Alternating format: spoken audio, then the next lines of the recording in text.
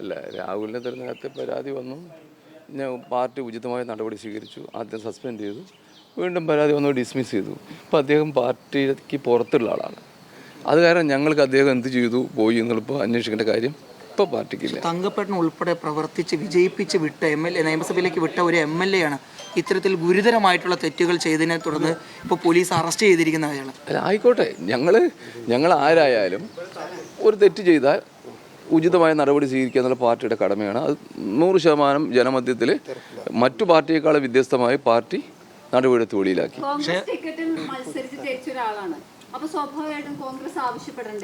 Dismiss ചെയ്തല്ലോ ഞങ്ങള്. ഞാൻ പറഞ്ഞേ,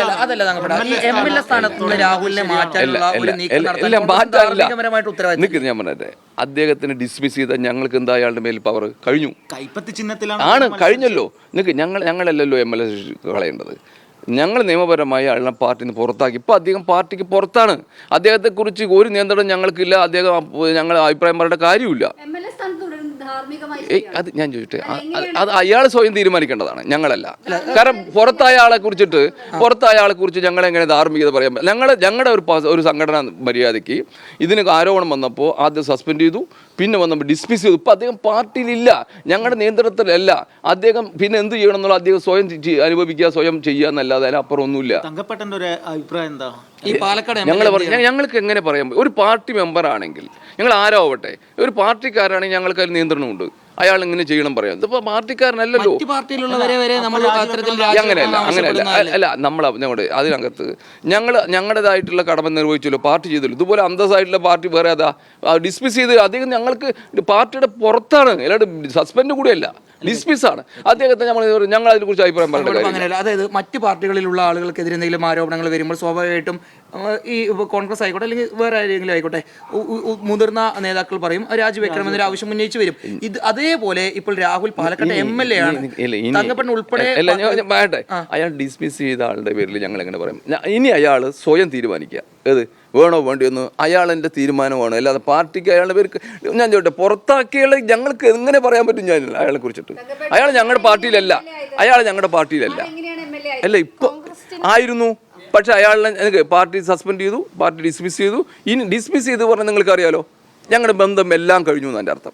ഇനി അയാളുടെ പേരിൽ ഞങ്ങൾ നിയന്ത്രണമില്ല. ഞങ്ങളുടെ കയ്യിൽ അയാൾ സ്വയം തീരുമാനിക്കട്ടെ. കോൺഗ്രസ് വിജയിപ്പിച്ച് അയച്ച ഒരു ആളാണ്, തങ്കപ്പൻ ഉൾപ്പെടെയുള്ള ആളുകളെ വിശ്വസിച്ച് ഒരുപാട് ആളുകൾ വോട്ട് ചെയ്ത് വിജയിപ്പിച്ച ഒരാളാണ്. അദ്ദേഹം MLA ആയിട്ട് ഇപ്പോഴും തുടരുകയാണ്. സീരിയസ് ആയിട്ടുള്ള ഓഫൻസ് ആണ് അദ്ദേഹത്തിനെതിരെ. ഇനി അദ്ദേഹം രാജിവെക്കണത് പാർട്ടിക്ക് അങ്ങോട്ട് പറയാൻ കഴിയില്ലല്ലോ. അയാൾ ചെയ്യുന്നില്ല, അയാൾ സ്വയം ചെയ്യാന്ന് മാത്രമേ. കോൺഗ്രസിന്റെ ധാർമ്മികത അല്ല. കോൺഗ്രസ് ഇങ്ങനെ ഒരു ചെറിയൊരു സൂചന കിട്ടാത്ത മുൻപ് ഡിസ്മിസ് ചെയ്തൊരു പാർട്ടി അതുപോലെയാണോ മറ്റു പാർട്ടി? വോട്ട് ചെയ്ത ജനങ്ങളോട് കോൺഗ്രസിന് ഒരു അത് ഉള്ളത് കൊണ്ട് തന്നെയാണ് ഡിസ്മിസ് ചെയ്തത്.